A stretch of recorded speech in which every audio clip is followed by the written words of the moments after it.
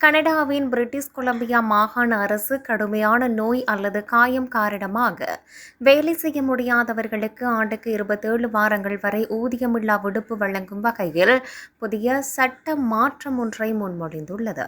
இந்த மாற்றம் வேலை விதி சட்டத்தில் சேர்க்கப்படும் எனவும் சட்டம் நிறைவேறினால் இலையுதிர் காலம் முதல் நடைமுறைக்கு வரும் எனவும் மாகாண முதல்வர் டேவிட் எஃபி தெரிவித்துள்ளார்.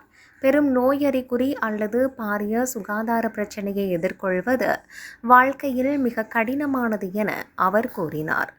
ஆனால் சிகிச்சை முடிந்து மீண்டும் வேலைக்கு திரும்பும் போது உங்கள் வேலை உங்களுக்காக காத்திருக்கும் என்பதில் உறுதியாக இருப்பது அது ஒரு பெரும் மன நிம்மதியை அளிக்கும் என அவர் கூறினார்.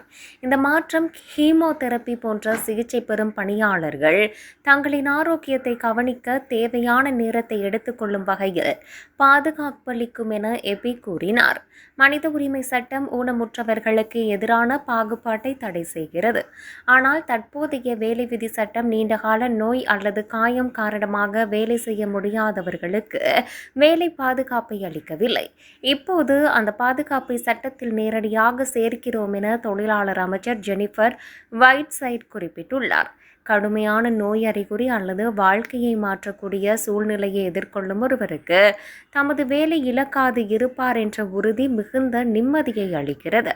இது அவர்களின் மீட்பு பயணத்தில் தேவையற்ற மன அழுத்தத்தை குறைக்கும் என தெரிவித்துள்ளார்.